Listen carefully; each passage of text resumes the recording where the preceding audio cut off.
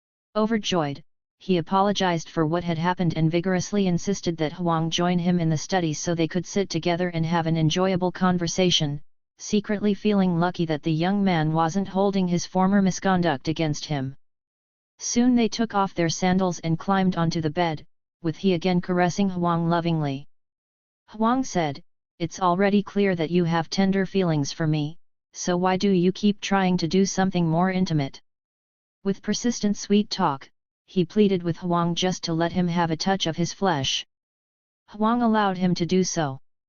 Waiting until Huang fell asleep, he then stealthily crept closer and lightly stroked him again. Huang woke up, pulled on his clothes and hastily got up, slipping away despite the fact that it was still dark. Depressed, he acted like he'd suffered a great loss, forgetting to eat and refusing to sleep, gradually becoming exhausted and emaciated. Every day he sent a servant outside his study to keep watch for Huang. One day, Huang passed by his gate without any intention of stopping. The servant there, however, pulled him inside by clinging to his clothing. Seeing he's so thin, Huang was astonished and conveyed his sympathies. He honestly confessed the reasons for his condition to the young man, his falling tears accompanying his explanation. Huang spoke softly as he said, "What you ask is a trifling thing, but the truth is that while our loving each other wouldn't be of much benefit to me, it would actually be harmful to you, and hence I decided not to engage in it. But since that's what will make you happy, what's the point of my careful concern?" This made he very happy indeed. When Huang left afterwards, his illness suddenly subsided and in several days he was fully recovered. Consequently, when Huang next appeared, the two made love together. "Today," Huang said afterwards, "I did this just for your sake, so I hope we won't do this often." Then he added, "I have something to ask of you, would you be willing to help me out with it?" He Xiao asked him what it was, and Huang replied, "My mother is suffering pains to her heart, and only Dr. Qi potent heavenly pills can cure her. You have a good relationship with him, so you can get them from him for sure." He promised he would do so. As he was about to leave, Huang made his plea once again. He went into the city to get the medicine and delivered it to Huang that evening.